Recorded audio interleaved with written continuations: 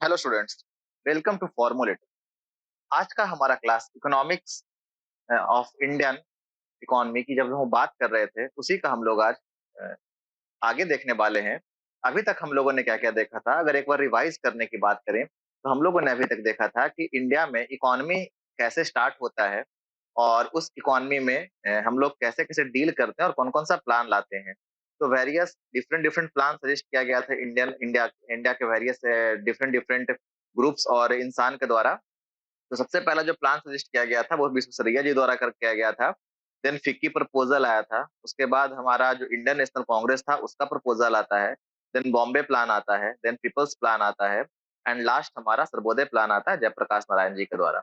उसके बाद हम लोग बात किए थे कि डिफरेंट जो इंडियन इनकम्स को मेजर करने के लिए वेरियस टर्म्स है, जैसे कि जीडीपी हो गया, जीएनपी हो गया, एनडीपी हो गया, एनएनपी हो गया, ये क्या होता है। और उसके बाद हम लोग बात किए थे 5 ईयर प्लान्स के बारे में। तो वो 5 ईयर्स प्लान्स में हम लोगों ने जो बेसिक टर्निंग पॉइंट देखा था इंडियन इकोनॉमी में, वो देखा था आफ्टर 1991। इसके पहले 1985 से ही चूंकि वो शुरुआत स्टार्ट हो गया था, बट ड्यू टू 1991 हमारे देश का इकोनॉमी का ऐसा कंडीशन होता है कि हम लोग बैलेंस ऑफ पेमेंट क्राइसिस में चले जाते हैं। और वहां से लेने के लिए हम, मतलब आप ऐसा कह सकते हो, ऐसे तो बहुत सारे इकोनॉमिक रिफॉर्म हुआ था हमारे देश में, बट जो 1991 का रिफॉर्म्स था वो बहुत ही मेजर रिफॉर्म्स था।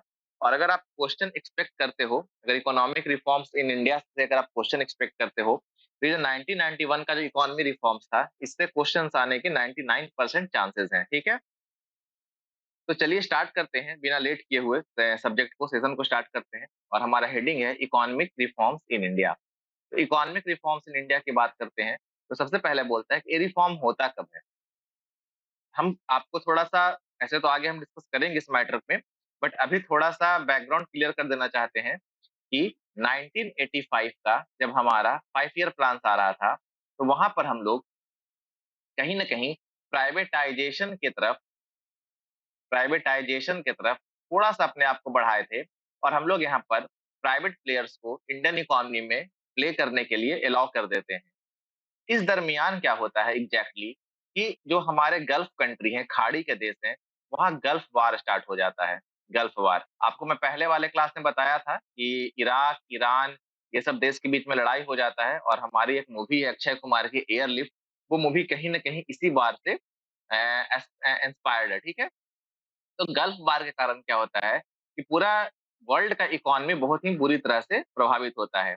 क्योंकि इंडिया का इकोनॉमी कहीं न कहीं क्लोज़्ड इकोनॉमी था, हम लोग ओपन इकोनॉमी नहीं थे, खुद पे ही डिपेंडेंट थे। तो जब गल्फ वार होता है तो हमारा और मेजर इंडस्ट्री कहीं न कहीं पेट्रोल पे ही चलता था, पेट्रोल या डीज़ल पे कह सकते हो, पेट्रोलियम प्रोडक्ट्स पे चलता था। चाहे हमारा इंडस्ट्री हो, चाहे हमारा ट्रांसपोर्ट सिस्टम हो, कुछ भी पेट्रोलियम प्रोडक्ट पे ही चलता था। और जब पेट्रोल का ही प्राइस ज़्यादा हो गया, तो हमारा इंडस्ट्री से ठप बैठ गया और कहीं न कहीं हमारा जो मूविंग ट्रांसपोर्टेशन सिस्टम था वो भी ठप बैठ जाता है। तो जिससे ज़्यादा जो डेंट होता है इकोनॉमी पे वो इंडियन इकोनॉमी पे लगता है। बाकी लोग चलो मैनेज कर रहे थे, बट इंडियन इकोनॉमी बुरी तरह से डेंट खा जाता है। तो यही चीज़ को ठीक करने के लिए उस समय हमारे प्रधानमंत्री जी थे पीवी नरसिम्हा राव, और हमारे फाइनेंस मिनिस्टर थे मनमोहन सिंह जी। ठीक है? तो मनमोहन सिंह जी और पीवी नरसिम्हा राव की गवर्नमेंट ने एक प्लान लाते हैं और वही प्लान के अकॉर्डिंग हमारा इकोनॉमिक रिफॉर्म्स होता है। और उस रिफॉर्म्स का जो हेडलाइन, जो हेडिंग है, जो आप बोल सकते हो वो क्या है, हमारा एलपीजी रिफॉर्म्स। आगे हम लोग बात करेंगे एलपीजी रिफॉर्म्स क्या होता है, उसमें लिबरलाइजेशन वर्ड्स का क्या मतलब होता है, प्राइवेटाइजेशन का मतलब क्या होता है, ग्लोबलाइजेशन का क्या मतलब होता है। आपको मैं यहाँ पर एक ऑब्जेक्टिव के लिए एक चीज बता देना चाहता हूँ कि अगर ऑब्जेक्टिव में पूछता है कि who is the father of father of LPG reforms, ठीक है, who is the father of LPG reforms, तो आप क्या आंसर दोगे? पीवी नरसिम्हा राव। पीवी नरसिम्हा राव ये उस समय हमारे देश के क्या थे, प्राइम मिनिस्टर। और मनमोहन सिंह, देखिए कंफ्यूज नहीं होना है, मैक्सिमम बच्चे कंफ्यूज ये हो जाते हैं कि मनमोहन सिंह को वो ये सिर्फ जानते हैं कि प्रधानमंत्री ही रहे हैं, नहीं। मनमोहन सिंह जी बहुत रोल प्ले किए हैं इंडिया में। वो एक समय में आरबीआई के गवर्नर भी रह चुके हैं। और जिस समय रिफॉर्म आया था 1991 में, उस समय हमारे देश के प्रधानमंत्री पीवी नरसिम्हा राव थे और मनमोहन सिंह क्या थे, फाइनेंस मिनिस्टर थे, वित्त मंत्री थे ये। ठीक है? तो सब कुछ किया हुआ इन्हीं का था एग्जैक्टली। अब होता है ना कि अगर टीम अच्छी खेली तो कैप्टन को सब श्रेय देता है। तो टीम अच्छा खेला फाइनेंस मिनिस्टर के नेतृत्व में, बट हम लोग श्रेय किसको देते हैं? हमारे उस समय के प्रधानमंत्री पीवी नरसिम्हा राव जी को। तो पीवी नरसिम्हा राव को फादर ऑफ एलपीजी रिफॉर्म्स कहते हैं। अब चलिए स्टार्ट करते हैं सब्जेक्ट्स को। तो बोलता है कि ऑन जुलाई 23 1991, देखिए ये जो डेट है बहुत इंपॉर्टेंट है। अगर आपको ये एलपीजी रिफॉर्म्स के बारे में पूछता है या फिर मेजर इकोनॉमिक रिफॉर्म्स के बारे में पूछता है क्वेश्चन, और अगर आप उसे बनाने बैठते हो तो ऑब्वियस सी बात है इकोनॉमिक रिफॉर्म में आप इस रिफॉर्म को जिक्र जरूर ही करोगे। आगे मैं पूरा रिफॉर्म पढ़ाऊंगा कि हमारा 1951 में कौन सा रिफॉर्म होता है, फिर 1966 में कौन सा रिफॉर्म होता है, फिर इंस्टेंट 1970 में कौन सा रिफॉर्म्स होता है, फिर 1973 में कौन सा रिफॉर्म होता है, फिर हमारा जनता पार्टी की सरकार आता है मोरारजी देसाई का, तो 1978 में कौन सा रिफॉर्म होता है, फिर उसको सुधारने के लिए 1980 में कौन सा रिफॉर्म्स होता है, फिर 1985 में रिफॉर्म्स होता है, 1991 में रिफॉर्म्स होता है। वो सारे रिफॉर्म्स मैं आपको पढ़ाऊंगा। अभी बस आप बैकग्राउंड जान लो 1991 के रिफॉर्म्स का। तो ये हमारा मेजर रिफॉर्म है। तो जब भी अगर आपसे क्वेश्चन पूछ देगा 1991 के रिफॉर्म्स के बारे में या एलपीजी रिफॉर्म्स के बारे में या फिर इकोनॉमिक रिफॉर्म्स इन इंडिया के बारे में, तो इसको मेंशन एकदम करिएगा। और जैसे ही इसको मेंशन करिएगा ये डेट जरूर डालिएगा, ऑन जुलाई 23 1991। ये डेट बहुत ही इंपॉर्टेंट है। India launched a process of economic reform in response to the physical and balance of payment crisis. अभी तक हम लोगों को आप लोग को BOP crisis, balance of payment crisis बोलते हुए आ रहे थे। आज आपको समझाएंगे कि बीओपी क्राइसिस एग्जैक्टली होता क्या है। देखिएगा, समझिएगा यहाँ पर कि लेट अस सपोज क्या होता है यहाँ पर कि हमारा ये देश है, ठीक है, हमारा ये देश इंडिया है, हमारा ये देश इंडिया है, ठीक है। अब इंडिया को क्या करना है कि सामान इंपोर्ट करवाना है, सामान इंपोर्ट करना है। अब एग्जैक्टली हम लोग हर कुछ तो नहीं बना रहे हैं खुद से, हम लोग बहुत कुछ इंपोर्ट करते हैं। अब इंपोर्ट जब करते हैं तो हम लोग कौन से करेंसी में इंपोर्ट करते हैं? डॉलर में करते हैं। ये तो आपको याद होगा, हम लोग रुपीज में तो करते नहीं है, क्योंकि रुपीज हमारा क्या है, इंटरनल ट्रेड के लिए वैलिड है। एक्सटर्नल ट्रेड में तो रुपीज है नहीं।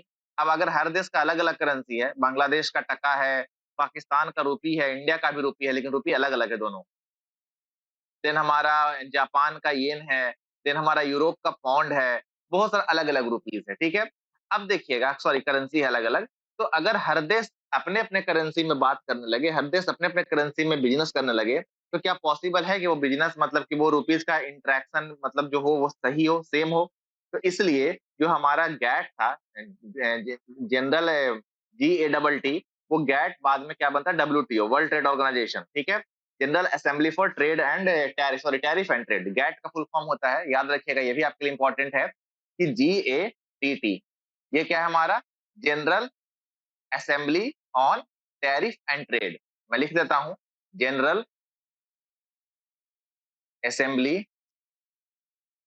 ऑन टेरिफ एंड ट्रेड, ठीक है।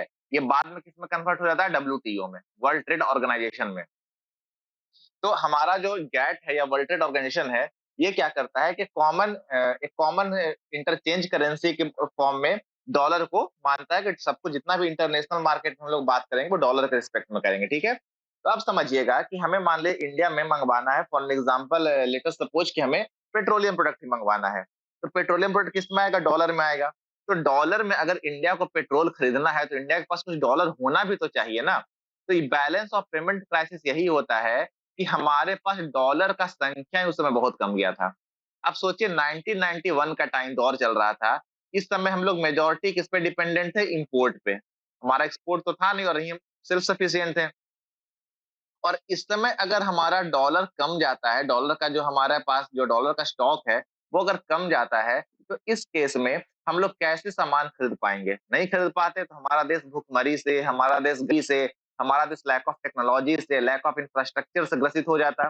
तो इसी को कहते हैं बैलेंस ऑफ पेमेंट क्राइसिस। हमारे पास पेमेंट करने के लिए बैलेंस ही नहीं बचा था। तो बैलेंस ऑफ पेमेंट क्राइसिस, ठीक है?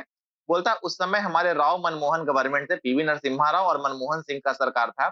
इन्होंने इसे पॉलिटिकली पॉसिबल किया था इंडिया में कि हम लोग एलपीजी रिफॉर्म्स को ला सके। अब सोचिए कि हमारा देश को आजादी मिला था 1947 में। हम लोग अपने देश के लिए काम करना स्टार्ट करते 1951 से। 1991 मतलब 40 साल ही हुआ था आजादी का। और उस समय जिस चीज से हम लोग ग्रसित थे, एक्चुअली जो ईस्ट इंडिया कंपनी थी वो क्या थी? बाहर से ही आई हुई कंपनी थी। हम पर अप्रॉक्स 300 साल राज करती हैं, उस ज्यादा ही 1960 1600 में आई थी। फर्स्ट बार कैप्टन विलियम हॉकिंस आए थे शाहजहां के कोर्ट में। और तब से लेकर के आप 1947 तक अप्रॉक्स 300 से ज़्यादा साल काम कर राज करते हैं हम पर। और उस देश में अगर 40 साल बाद फिर हम ये बोलते हैं कि हमें विदेशियों को चाहिए, विदेश वाले आकर के हमारे यहाँ काम करेंगे, विदेश वाले आकर हमें हमारे यहाँ इन्वेस्ट करेंगे, तो कहीं न कहीं ये जनता के बीच में आक्रोश लाता है कि आपको देश हम चलाने दे रहे हैं, इसका मतलब थोड़ी कि आप फिर से विदेशी आक्रमण को ले आओ। उस कंडीशन में ये जो पीवी नरसिम्हा राव थे, विल पावर होना चाहिए, ऐसे ही सब काम नहीं होता है। पीवी नरसिम्हा राव का विल पावर था और मनमोहन सिंह का प्लानिंग था, तो ये एलपीजी रिफॉर्म्स को पॉसिबल इंडिया में कर पाते हैं। इसका और डिटेल पढ़ते हैं हम लोग कि दाओ liberal policies were announced by the government during the reforms of 1980। मैंने क्या बोला था कि हमारे यहाँ जो रिफॉर्म्स था वो 1985 से ही स्टार्ट हो गया था। और अगर 1985 में हम लोग इन्वेस्टमेंट की बात कर रहे थे, मान लीजिए इन्वेस्टमेंट की बात कर रहे थे, यहाँ पर हम लोग प्राइवेट प्लेयर को अलाउ कर रहे थे, तो ऑब्वियस सी बात है 1980 वाला रिफॉर्म्स में हम लोग कुछ ना कुछ चेंज किए होंगे। तो बोलता है कि इंडिया में जो लिबरल पॉलिसी था, लिबरल मतलब क्या हो गया, टैक्स रिफॉर्म्स में कटौती करना। हमने पहले वाले क्लास में आपको बताया था ग्लोबलाइजेशन, लिबरलाइजेशन और प्राइवेटाइजेशन का मतलब क्या होता है। बोलता है though liberal policy were announced by the government during the terms of 1980 itself with a slogan of economic reforms. This were only launched with a full conviction of early 90s. मैंने क्या बोला कि राव राव मनमोहन सरकार जी, मनमोहन मनमोहन सरकार क्या करते हैं, सरकार के पास क्या होता है, बिल पावर होता है और वो एलपीजी रिफॉर्म लाने में सक्षम हो जाते हैं। हम लोग ये कोशिश 1980 से ही कर रहे थे, लेकिन उस समय बहुत सारे प्रधानमंत्री आए गए और बहुत सारे वित्त मंत्री आए गए, लेकिन नहीं हो पाया। उस समय शुरुआत में इंदिरा गांधी की सरकार था, फिर हमारे मोरारजी देसाई का सरकार आता है, फिर से इंदिरा गांधी की सरकार आता है, लेकिन वो कुछ नहीं कर पाते हैं, ठीक है।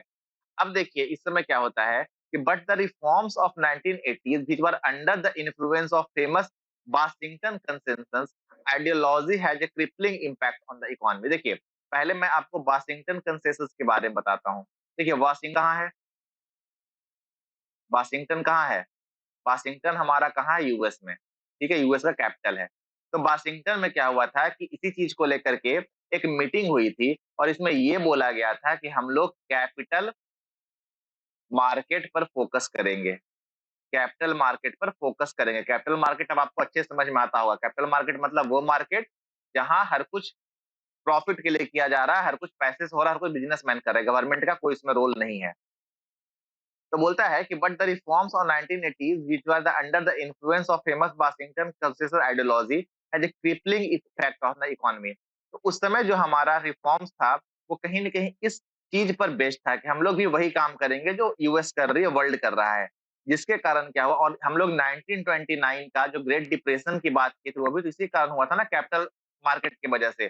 तो इसलिए हमारा जो इफेक्ट था, इम्पैक्ट था, वो क्या था, क्रिपलिंग था, वो क्या था, समटा हुआ था, रुका हुआ था। हम लोग उसको इम्पैक्ट को या फिर वो उससे जो भी हमारा प्लान था, उस प्लान को हम लोग एग्ज़ैक्टली नहीं ला पा रहे थे ऑन द रियल ग्राउंड, ठीक है? बोलता है क्या the whole 7th 5 year plan जो कि 1985 से 90 के बीच में था, आप लोग को मैंने 5 ईयर प्लान अच्छे से पढ़ा दिया है, आप उसे याद कर लेना एकदम बाय आज के क्लास को करने के पहले आपको याद होना चाहिए। अगर नहीं याद है तो क्लास को बंद करो और पहले 5 ईयर प्लान को याद करो। बोलता है the whole 7th 5 year plan promoted further relaxation of market regulations with heavy external borrowing to increase exports. ठीक है, बोलता है कि हमारा जो 7th 5 ईयर प्लान था वो क्या किया था, ऑलरेडी मैंने क्या बोला कि 1985 से हम लोग प्राइवेटाइजेशन को और इन्वेस्टमेंट को अलाउ कर दिए थे। तो हमारा जो पूरा का पूरा 7th 5 ईयर प्लान था वो रिलैक्सेशन ऑफ मार्केट रेगुलेशन पे तो बेस्ड था ही, साथ में हम लोग बाहर से बोरो भी कर रहे थे और एक्सपोर्ट भी अपना हम क्यों, ताकि हम अच्छे से कमा पाए। देखिए बाहर से बोरोइंग होगा, हमारे मार्केट में हमारे जो इंडस्ट्रीज उनको पैसा मिलेगा, जिससे हम सामान बनाएंगे और एक्सपोर्ट कर पाएंगे। ये हमारा मेन मोटो था। हमारा मोटो था पैसा लेने का कि पैसा लेंगे, सामान बनाएंगे, उस मार्केट में बेच देंगे, ये हमारा मोटो था। अब ये पॉसिबल होगा कि नहीं होगा ये तो उस समय थोड़ी पता था। बट हमारा ये प्लान था 1985 से 1990 में कैसा करेंगे। लेकिन उस समय गल्फ वार हो जाता है और कहीं न कहीं हमारा सारा प्लान धरा का धरा रह जाता है। आगे चलते हैं क्या? Though the first increase the growth rate led by a higher industrial growth, it also led to a sustainable increase in foreign indebtedness. हमने क्या बोला कि हमारा जो 7th 5 ईयर प्लान था, 7th 5 ईयर प्लान था, वो एग्जैक्टली किस पर बेस्ड था कि हम अपने टैक्सेशन नॉर्म्स को रिलैक्स करेंगे, हम प्राइवेटाइजेशन को अलाउ करेंगे, हम बाहर से पैसे माँगेंगे उधार। हम क्या करेंगे? बोरो करेंगे। हमने क्या-क्या पैसे बोरो किया, इससे हमने क्या सोचा था कि पैसे बोरो करके जो हमारी इंडस्ट्री है, उसे हम क्या करेंगे? फीड करेंगे। हमने इंडस्ट्री को फीड करना है। अब जब इंडस्ट्री को हम फीड करेंगे, तो उससे क्या होगा कि हमारा इंडस्ट्री का प्रोडक्शन बढ़ जाएगा। हमारी इंडस्ट्री का प्रोडक्शन बढ़ गया। जब हमारा प्रोडक्शन बढ़ गया, तो हमारा क्या हुआ? प्रोडक्ट मार्केट में ज़्यादा आ गया। प्रोडक्ट मार्केट में ज़्यादा आ गया, जिससे हम क्या किए कि इससे अब हम एक्सपोर्ट करने लगे। इससे हम क्या करने लगे? एक्सपोर्ट करने लगे। अब ऑब्वियस सी बात है, जब हम चीज़ों को एक्सपोर्ट करेंगे, तो इसमें अपना प्रॉफिट भी तो ऐड करेंगे, बिना प्रॉफिट तो हम काम करेंगे नहीं। और यही प्रॉफिट से हम क्या करेंगे? जो हमने बोरो किया, उस लोन को चुका देंगे। ये हमारा प्लान था, 7-5 ईयर प्लान। लेकिन होता क्या है एग्जैक्टली, जब हम लोन ले लेते हैं, लोन लेकर के जब इंडस्ट्री को हम फीड कर देते हैं पैसा कि लो भाई अब तुम काम करो, जब प्रोडक्शन चलाने की बारी आती है, तो उस समय जो हमारा इंटरनेशनल वर्ल्ड था, इंटरनेशनल जो दुनिया था, इंटरनेशनल जो वर्ल्ड था, वहाँ क्या हो जाता है, बहुत बड़ा क्राइसिस होता है और उस क्राइसिस का क्या नाम होता है? Gulf war. Gulf war 1991। तो गल्फ वॉर होने से क्या है कि जो petrol supply to the India था, वो क्या हो जाता है? कट जाता है। अब इंडिया में अगर पेट्रोल नहीं आ रहा है, तो हमारा पेट्रोल मतलब पेट्रोलियम प्रोडक्ट बोल दो, पेट्रोल बोल दो, डीजल बोल दो, गैसेस बोल दो, कुछ भी बोल दो। ये नहीं आ रहा है, तो हमारे फैक्ट्रीज में चलने वाले जो मशीनरीज थे, उन्हें क्या होता है? उन्हें इनपुट नहीं मिल पाता है। अब इनपुट नहीं मिल पाता है, तो हमारे मशीन नहीं चलते हैं और हमारा प्रोडक्शन बैठ जाता है। लेकिन हमने लोन तो ले रखा है, हमने इंडस्ट्री को फीड भी कर रखा है, इंडस्ट्री में वर्कमैन काम कर रहे हैं, इंडस्ट्री में मैनेजर्स हैं, इंडस्ट्री में बहुत सारे लोग हैं, उन्हें सैलरी भी मिल रहा है।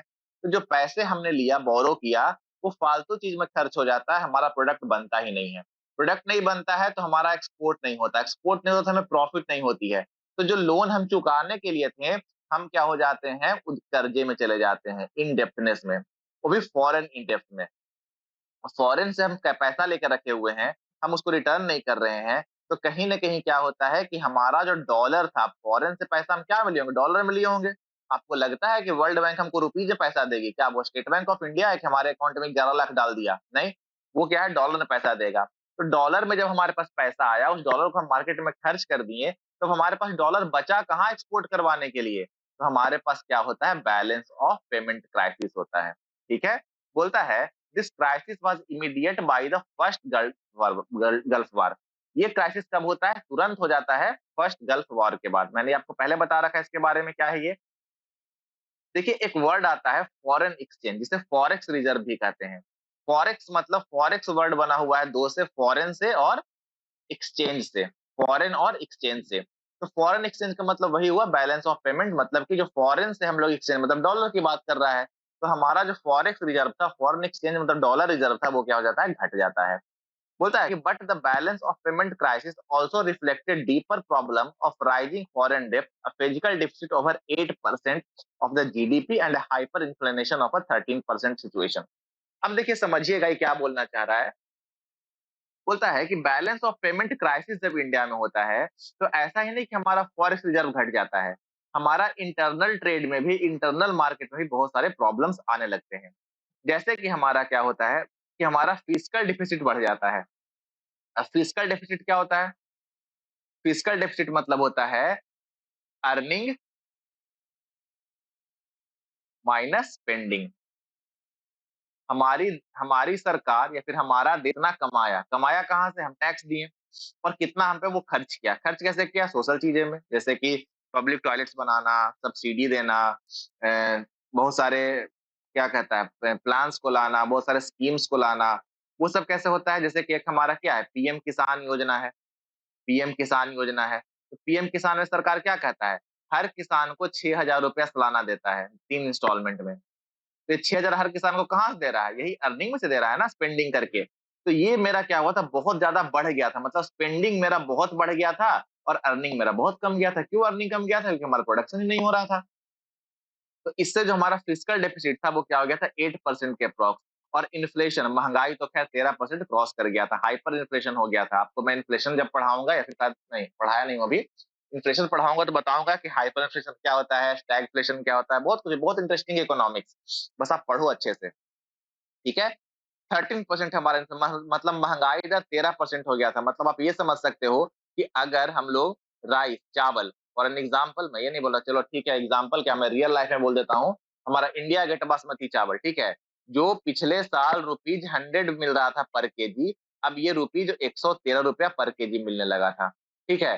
सोचिए महंगाई हमारा बढ़ गया, ठीक है। तो हमारा इससे क्या, बैलेंस ऑफ पेमेंट क्राइसिस से क्या हुआ, हमारा फिजिकल डेफिसिट भी बढ़ता है और हमारा महंगाई भी बढ़ जाता है। आगे देखते हैं हम लोग कि under the extended fund facility programme, अब देखिए आपसे ऑब्जेक्टिव क्वेश्चन पूछ सकता है कि हमारा एक्सटेंडेड फंड फैसिलिटी प्रोग्राम किसका प्रोग्राम है? आरबीआई का प्रोग्राम है, स्टेट बैंक ऑफ इंडिया का प्रोग्राम है, वर्ल्ड बैंक का प्रोग्राम है, आईएमएफ का प्रोग्राम है। तो ये किसका प्रोग्राम है? आईएमएफ का, इंटरनेशनल मॉनेटरी फंड का प्रोग्राम है, ठीक है। बोलता है कि under the extended fund facility programme of the IMF, countries get external currency support from the fund to mitigate the BOP crisis. अब देखिए हमारे पास क्या है, बैलेंस ऑफ पेमेंट क्राइसिस हो गया, ठीक है। बैलेंस ऑफ पेमेंट क्राइसिस क्यों हुआ? क्योंकि हम लोगों ने फॉरेन लोन ले रखा है, फॉरेन लोन ले रखा है। अब जब हम फॉरेन लोन ले रखे हैं और हमारा बैलेंस ऑफ पेमेंट क्राइसिस हो गया, तो हमारा सबसे पहला प्रायोरिटी क्या होगा? इस लोन को चुकाना। और लोन कैसे चुकाएंगे? देश में अगर मान लेते हैं कि हम कुछ जनरेट करते हैं, कुछ प्रोड्यूस करते हैं, उससे हम सामान बेचते हैं, प्रॉफिट होता है, तब तो फॉरेन लोन चुका पाएंगे। लेकिन हमारे पास पैसे ही नहीं है, तो हम कैसे सामान बनाएंगे? ऑब्वियस सी बात है, नहीं बनेगा। तो इस लोन को चुकाने के लिए हम क्या करते हैं, फिर से आईएमएफ से लोन लेते हैं। अभी कल का या परसों का न्यूज है कि पाकिस्तान को इसी डबल ई एफ प्रोग्राम के तहत उसको बीओपी मिटाने के लिए कुछ लोन मिला था। आप आजकल का न्यूज में देखना, आपको मिल जाएगा, ठीक है। तो देखिए हम क्या कर रहे हैं, हमें लोन चुकाने के लिए लोन फिर से मिल रहा है। इसी को कहते हैं एक्सटेंडेड फंड। क्यों? क्योंकि फंड तो ऑलरेडी आपको गिवन है, दे चुका गया है, लेकिन उस फंड को चुकाने के लिए आपको फिर से फंड दिया गया, ठीक है। अगर आप इकोनॉमिक्स पढ़ रहे हो तो आप देखना हल्का फल्का, आपको समझ में आएगा कि अब आप जैसे आप न्यूज पढ़ोगे ना इंटरनेशनल मार्केट का, तो आपको अब समझ में आएगा पाकिस्तान का क्राइसिस, इंडिया का क्राइसिस, श्रीलंका का क्राइसिस, आपको अब समझ में आएगा, ठीक है। तो इसी में क्या बोलता है ये कि एक्सटेंडेड फंड फैसिलिटी दिया गया था ताकि हम बीओपी क्राइसिस को रिजॉल्व कर पाए। लेकिन ऐसे ही नहीं कि हमें वो दे दिया, पाकिस्तान को भी दिया अगर आईएमएफ, या फिर श्रीलंका को दिया था कुछ दिन पहले, तो ऐसे ही फर्जी में फ्री में नहीं दे दिया था कि आपको देते हैं आप जाइए काम करिए, नहीं। वो कुछ ना कुछ हमारे पास ऑब्लिगेटरी कंडीशन रखता है। ऑब्लिगेटरी कंडीशन मतलब कि हमें वो चीज मानना ही पड़ेगा, नहीं मानेंगे तो पैसा नहीं देगा। अब ऐसा नहीं है कि वो ऑब्लिगेटरी कंडीशन इसलिए रखता है क्योंकि वो हम पर दादागिरी कर रहा है, नहीं। वो ऑब्लिगेटरी कंडीशन इसलिए रखता है ताकि आप जल्दी से पैसा कमाओ और जल्दी से इसे लोन को वापस दे दो। जब आपको मैं शुरुआती क्लास पढ़ा रहा था, जहां पर मैंने आपको आईएमएफ और वर्ल्ड बैंक की बात करा था, जहाँ पे मैंने ये बोला था आपको कि ये दोनों ब्रिटेन वुड्स ट्विन्स हैं।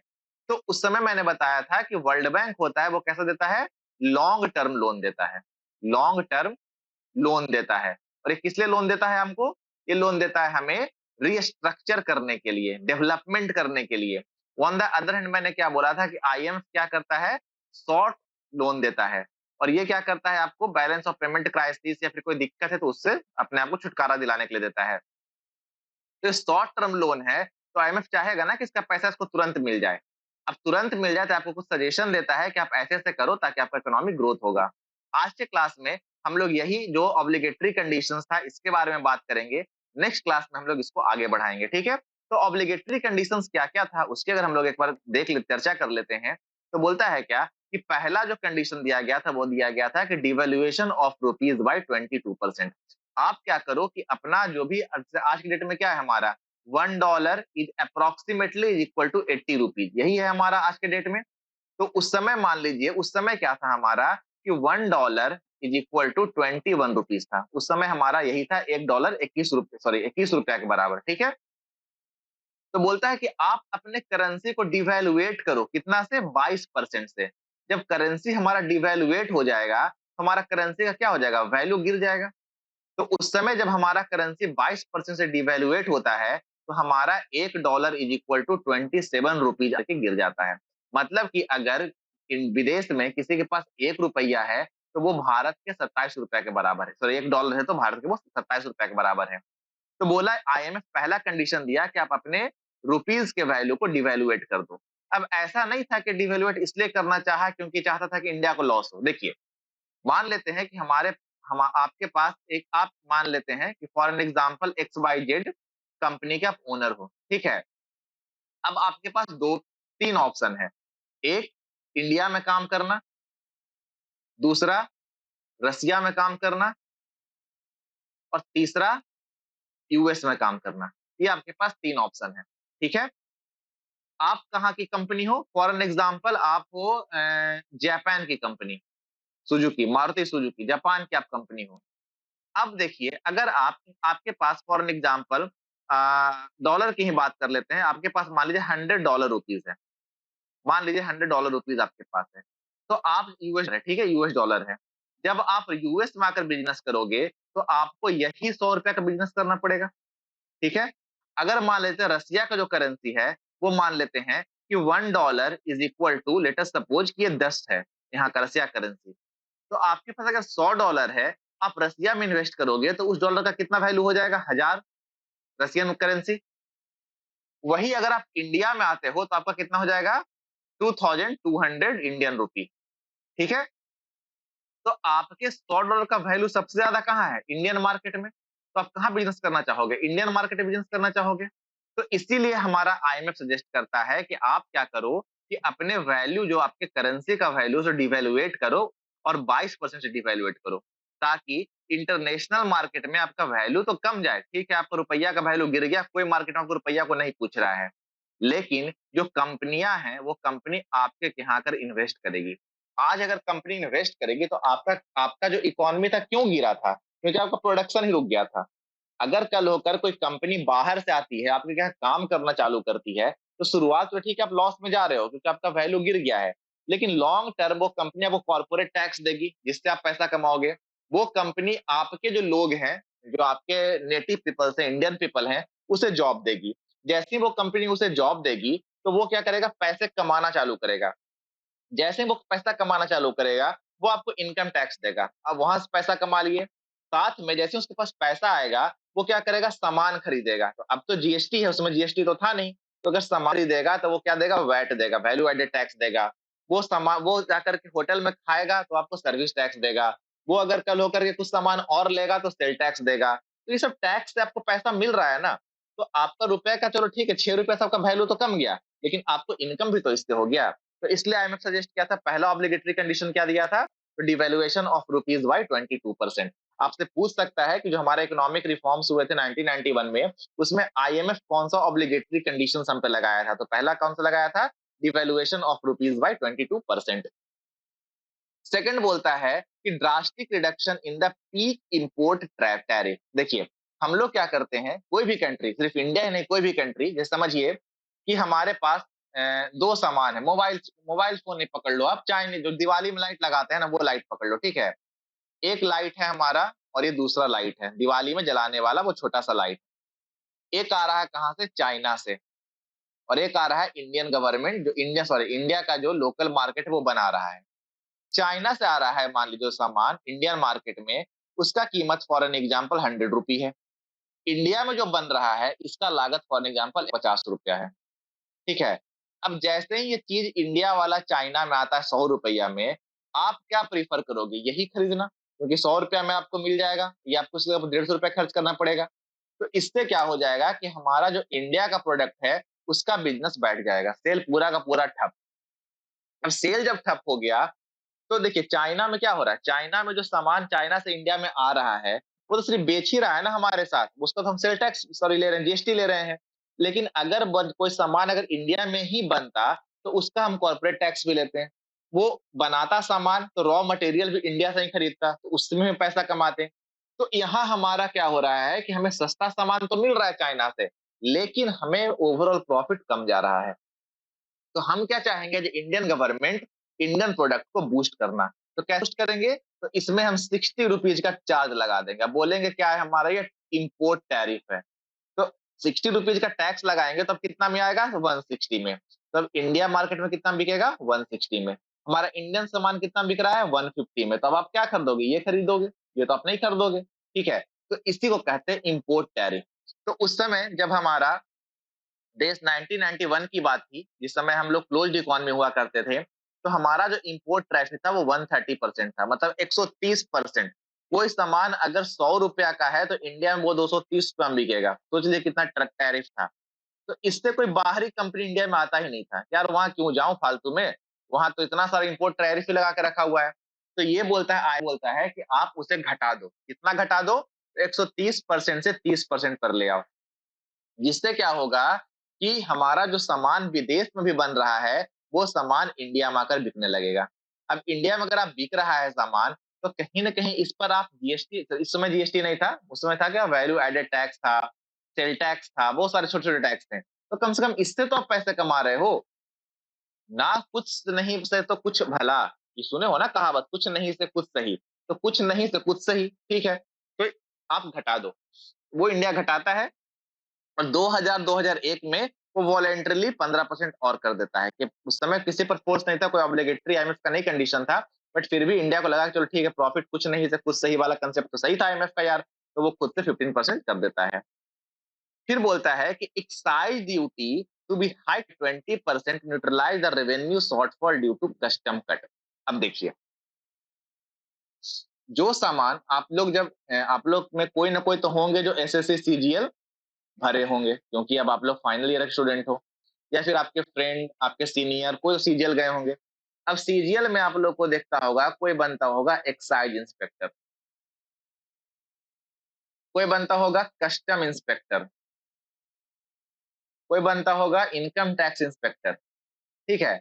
ये सब एग्जैक्टली काम क्या होता है? इनकम टैक्स इंस्पेक्टर का क्या काम है? जो हमारे देश में इनकम पर टैक्स लग रहा है उसको निरीक्षक करना। एक्साइज इंस्पेक्टर का क्या काम है? एक्साइज ड्यूटीज होते हैं कि कोई भी सामान जब विदेशों से आता है, विदेश से आता है, तो उस पर गवर्नमेंट अपना टैक्स लगा, दोनों देखिए, दोनों विदेशी टैक्स ही हैं, एक्साइज टैक्स भी और कस्टम टैक्स भी। कस्टम टैक्स ये था जो हम लोग टैरिफ लगाए थे ना, टैरिफ लगाए थे किसी का सामान बेचने के लिए, उसको कहते हैं कस्टम टैक्स। और एक्साइज टैक्स होता है कि उतना पैसा दे करके हमारा जो कंट्री में एंट्री करना, वो क्या होता है? Excise tax. तो यही बोलता है उस समय कि देखिए, अब क्या हुआ था कि जैसे कि हमने प्राइस कम किया, सॉरी, अपना जो टैरिफ, इंपोर्ट टैरिफ हम लोग घटा है, तो हमारा जो पहले 130% का प्रॉफिट था वो 30% पे टिक जाता है। चलो ठीक है, कुछ नहीं से कुछ सही अच्छा है, लेकिन कुछ सही बहुत ही कम था। तो उस चीज को कंट्रोल करने के लिए जो आईएमएफ ऑब्लिगेटरी कंडीशन लगाता है, वो बोलता है कि आप यहाँ पर कस्टम ड्यूटी तो घटा दिए हो, लेकिन अगर आपको मन है तो आप एक्साइज ड्यूटी को 20% से इंक्रीज कर दो। अब देखिए, कस्टम और एक्साइज में अंतर क्या है? अगर मैं बात करूं, देखिए, कस्टम जो होता है, सामान हमारे पास आया, सामान आया, एयरपोर्ट पर सामान आ गया, ठीक है, एयरपोर्ट पर सामान आ गया, तो यहाँ पर कुछ चार्ज दे करके आप सामान को मार्केट में ले जाओ और वहां आप सेल करो, ठीक है, ये होता है कस्टम चार्ज। अब सामान जैसे ही मार्केट में आता है, इस पर फिर से कुछ टैक्स लगता है, और ये टैक्स से क्या होता है? मार्केट में सामान बिकता है।